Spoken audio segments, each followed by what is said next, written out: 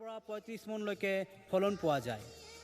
মনত ৰাখিব কৃষক বন্ধুসকল, সময় অনুযায়ী সাৰ আৰু কীটনাশক প্ৰয়োগ কৰিলে অধিক ফলন পাব। মোটা দানা আৰু ওজনদাৰ ধান সকলো ৰোগৰ প্ৰতি সহনশীল। গতিকে কৃষক বন্ধুসকলে পলম নকৰি আজিয়েই কাবেৰী ধানৰ বীজ সংগ্ৰহ কৰক আপোনাৰ ওচৰত থকা বীজ ভাণ্ডাৰৰ পৰা। ধন্যবাদ। ইমান দিন হ'ল তাইক খটাব পৰা নাই, ইমান চেষ্টা কৰি আছোঁ। আজি তাই কিবা এটা কৰিব লাগিব। এই লস্তি ক'ত গৈ ক'ত গো কটাব জানিব লাগিব। আজি আজি কটাই শাৰী খটিলেতো ভালে আছিলে, খটাব চেষ্টা কৰি আছোঁ, পাৰে নাই। আসি নেকি চাই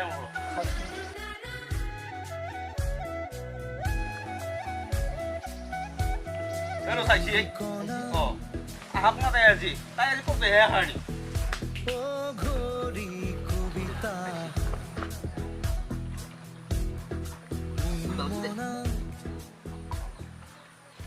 কাবেৰী চিড কোম্পানী লিমিটেডে লৈ আহিছে ৰিচাৰ্জ ইমান দিনৰ পৰা ট্ৰাই কৰি আছোঁ, আৰু কেপি 264।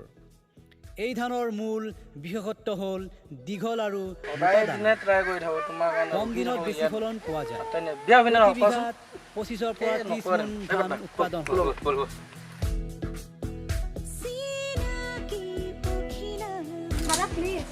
আপোনালোকে মোক সদায় সদায় কিয় আমনি কৰে? মইনো ক'ত তোমাৰ আমনি কৰিলোঁ, ভাল লাগিছে বাবে কৈ আছোঁ। মই তোমাৰ আমনি কৰা নাই নহয়। মই বৰ দুখীয়া ঘৰৰ ছোৱালী। মোৰ দেউতা 5 বছৰ আগতে কাবেৰী চিড কোম্পানীয়ে লৈ আহিছে বাৰিষাত ৰুব পৰা মাকৈ বীজ। নামকেইটা মনত ৰাখিব বন্ধুসকল, 244 প্লাছ, 218 প্লাছ আৰু টপ ক্লাছ। গতিকে কৃষক বন্ধুসকলে মই তোমাক আজি ভণ্টি হিচাপে ভাবিলোঁ, তুমি মোক দাদা হিচাপে ভাবিবা। তোমাক যেতিয়া আজি কোনোবাই আমনি কৰে মোক ক'বা তুমি, ঠিক আছে? আৰু এটি কথা, আপোনালোকে বীজ কিনাৰ সময়ত কাবেৰী লোগো চাই বীজ কিনিব।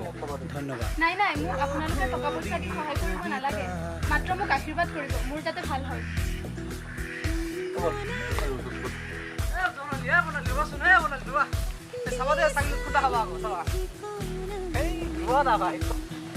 মৰমি ৰ'বা না, ভাল নালাগে ন।